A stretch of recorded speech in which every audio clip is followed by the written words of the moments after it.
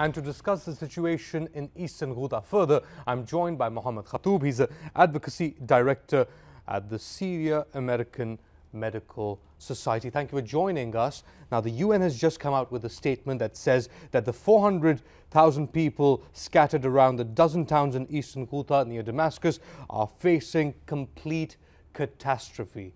The question, Mohammed, is the Assad regime using these images of starving children as a pressure tactic to reclaim besieged areas? Thank you, Ali, for hosting me in this discussion about Eastern Ghouta. Well, if you look at the whole image of Syria, how besiegement was used for 6 years now as a tactic of war. It's a war weapon against those people to pressure them to surrender or to leave. So if you look like in October 2016, the number of besieged people in Syria was over 1 million. Now we have 500,000 people besieged, not only in Eastern Ghouta, in different areas. What happened to the other 500,000? They left, they surrender or left. This is what's happening. Siege was not broken ever in Syria to bring aid to people, to bring those basic needs for them, like pure water, like food, like medication. This is what Assad used, and unfortunately the UN is playing a very negative role in this. They didn't enforce bringing aid to besieged people. The number of aid convoys into besieged areas is very little comparing with the needs.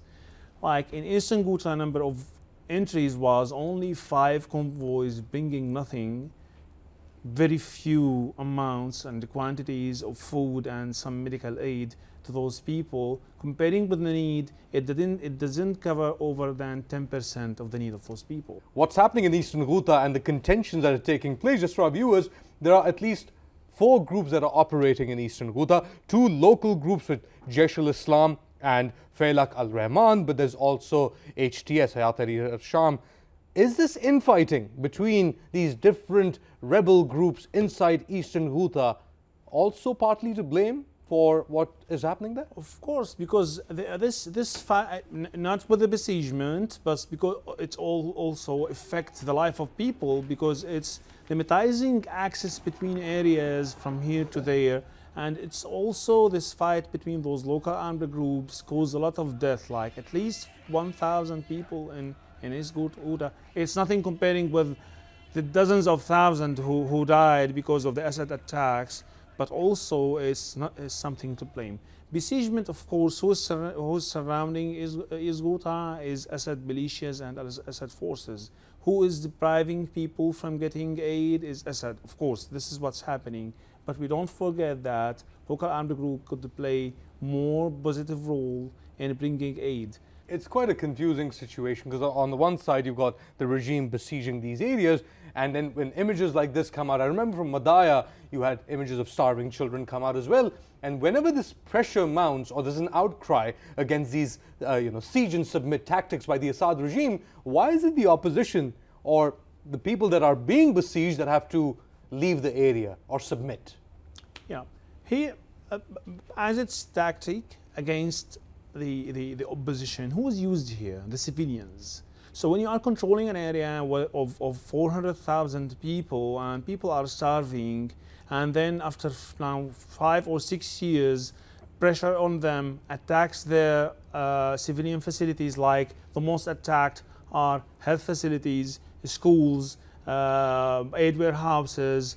This is much more than attacking the armed group. Then the locals will start pressuring the armed groups to leave, and they want to leave also. Does this mean then, if Eastern Ghouta falls as well, that the Assad regime has been successful after 6 years of war? Has been successful in making war crimes, forcing people to surrender. Have been successful in making the international community, the states, the regional states, the European, the American just watching. But they say they're fighting terrorism. Well, terrorism is in the capital Damascus is leading all of this. Terrorism, yes, of course, I agree on fighting ISIS, Nusra, Qaeda, but at the end, who caused all of this? Who's using aid now? Who's using the food that people worth? Who is using medication in Syria to force people to surrender or to leave? It's Assad regime now. At the end, it's not about, like, people look at what's happening in besieged areas, like, and see images of kids dying and people starving and people live in unaccepted conditions, but it's much more beyond that. I lived in a besieged area and I fled in 2014 and I walked 35 kilometers through snipers, mines, cameras monitoring the world. I risked my life just to flee with my family. Why? Because it's more beyond than just some food. Well, imagine a mother who lived in Eastern Ghouta where her children is just 10 kilometers away. She wanted to see them. She wanted to.